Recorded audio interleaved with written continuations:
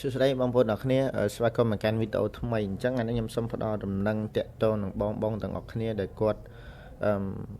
ជាអ្នកដែលគាត់សិក្សាលើប្រព័ន្ធ Digital Marketing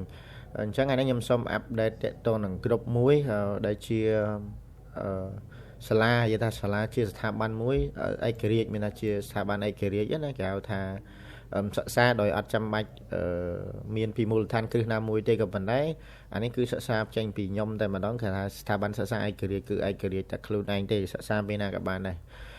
ខ្ញុំចេញជា short course មួយតែសង្ឃឹមថាវាជាការចាប់ផ្ដើមមួយដ៏ទលំទលាយដែរមិនមែនជាការចាប់ផ្ដើមលេងទេដែលមានឈ្មោះថាកាល Academy កាលនេះផងដែរគឺឈ្មោះខ្ញុំឈ្មោះជ័យមហាកាលចូលខ្ញុំដាក់ឈ្មោះកាល Academy នេះឯងហើយក្នុងហ្នឹងគឺវាមានទី1មាន general ការពិភាក្សាគ្រប់ក្នុងហ្នឹងវាមានច្រើន response តទៅនឹងពិភាក្សាគ្នាមិនមែនតែមានតែខ្ញុំទេមក100នាក់គឺយើងនិយាយ100នាក់ហើយអាចថាជាe-school មួយឬក៏ជា school small school មួយដែលជាការចាប់ផ្ដើមមួយលើប្រព័ន្ធ digital marketing មួយទៀតតទៅក្នុងហ្នឹងគឺខ្ញុំមានមេរៀនច្រើនមានថាយល់ all in one តែម្ដងទី1ខ្ញុំអត់ focus ទៅលើតទៅនឹងការរក make money online ពីទំព័រណាមួយទេក៏ប៉ុន្តែអានេះជាការចាប់ផ្ដើម business មានដូចជា Meta Booster តែទៅនឹង Meta Booster ហ្នឹងមានដូចជា IG មានដូចជាប្រភេទ Facebook page boost ឬក៏ BM ឬក៏ add account ឬក៏ response តទៅនឹងការ boost ហើយគឺក្នុងហ្នឹងមានទាំងអស់មេរៀនវាចូលខ្ទង់ជិត20វីដេអូហើយមានការ update ជាប្រចាំទី2គឺតទៅនឹង IG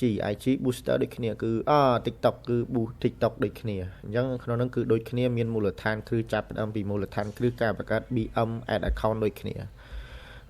ចំណុចមួយទៀតតទៅនឹង IG booster តទៅនឹងការ boost ទៅលើ IG អញ្ចឹងក្នុងនឹងមានមូលដ្ឋានគ្រឹះរហូតដល់ boost ដូចគ្នា response តទៅនឹង security តទៅនឹងការបង្កើតតទៅនឹងអីទាំងអស់គឺក្នុងនឹងមានទាំងអស់ហើយចំណុចទី4ហ្នឹងគឺតទៅនឹង YouTube earning អញ្ចឹង YouTube earning ក៏ជាចំណុចចាប់ផ្ដើមនៃការចាប់ផ្ដើមគេហៅថា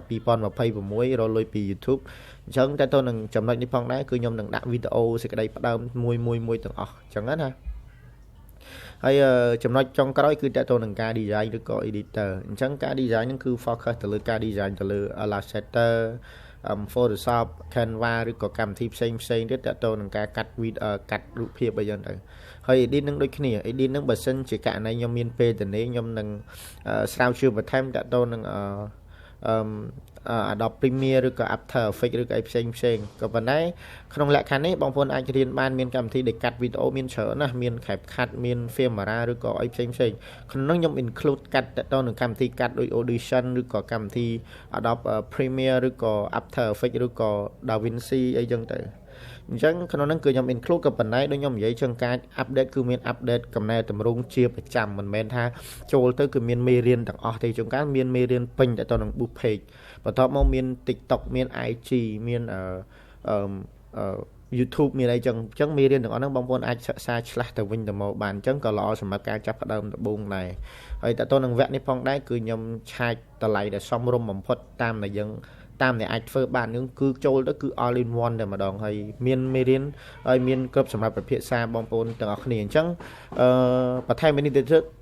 ទៀតគឺយើងមាន license ជូនបងប្អូន license មួយចំនួនទេតែទៅនឹង license ខ្លះទៀតគឺវាមានតម្លៃសឹងតែថ្លៃជាងមេរៀននេះទៅទៀតអញ្ចឹងបើសិនជាអ្នកបងប្អូនចង់ចូលគ្រប់ complex chat មកខ្ញុំដើម្បីខ្ញុំទាញចូលគ្រប់ទាំងអស់គ្នាក្នុងនោះគឺមាន all in one តែម្ដងអរគុណច្រើន